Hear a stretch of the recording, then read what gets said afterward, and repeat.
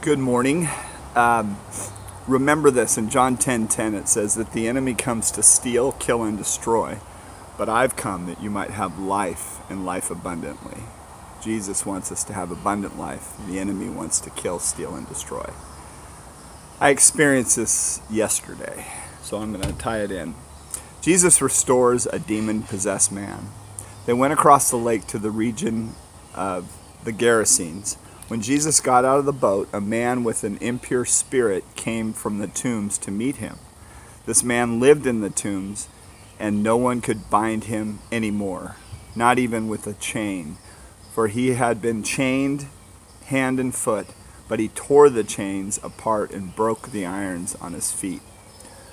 No one was strong enough to subdue him. Night and day among the tombs and in the hills he would cry out and cut himself with stones. When he saw Jesus from a distance, he ran and fell on his knees in front of him. He shouted at the top of his voice, "What do you want with me, Jesus, Son of the Most High God? In God's name, don't torture me." For Jesus had said to him, "Come out of this man, you impure spirit." And then Jesus asked, "What is your name?" "My name is Legion," he replied, "for we are many," and he begged Jesus again and again not to send them out of the area.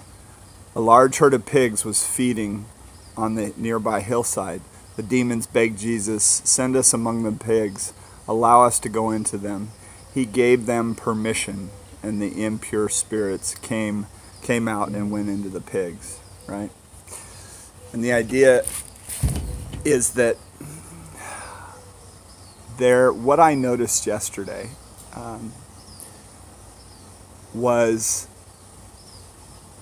someone that is just tortured and has given himself to this demonic realm to where I saw it within him, just a switch take place. Because our battle is not against flesh and blood, but it's against principalities, evil spirits. They're around us, and there's a underlying. Our issue isn't with that poor kid; it's what owns him, right? What he's given himself to through drugs and other things. But what I saw in him, as soon as I came down and started speaking authority into his life, speaking with authority, he melted, right?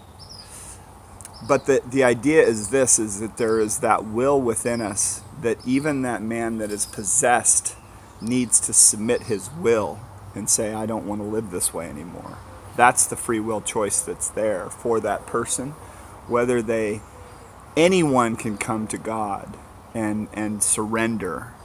But the thing that people do is they hold on to that self-will, and there's some sort of power within that evil that they don't want to let go of. And that's the struggle even there. But that Legion was ready. He was done. He came out actually to meet Jesus. He didn't want to live that way anymore, but he didn't know how to do anything other than that. And that's what we're there for, is to speak truth out of love into people's lives and be there for them and speak with authority. But it's never this great epic battle between good and evil. That's what I just saw. I saw, with speaking with authority, this kid just melted, right? But he still chose. He doesn't know.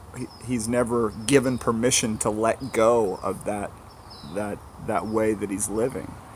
My prayer is for him that he will come to the end of himself and submit his life rather than staying in that bondage that just steals, kills, and destroys not only his life but other people's lives. He's got to choose that he wants to surrender and submit his will. If he doesn't, it won't. Nothing can help him. We all have that ability, and a lot of times meth and heroin and all these things are the gateway to open up for us to be just taken over. And I speak what I know. Anyway, God bless y'all.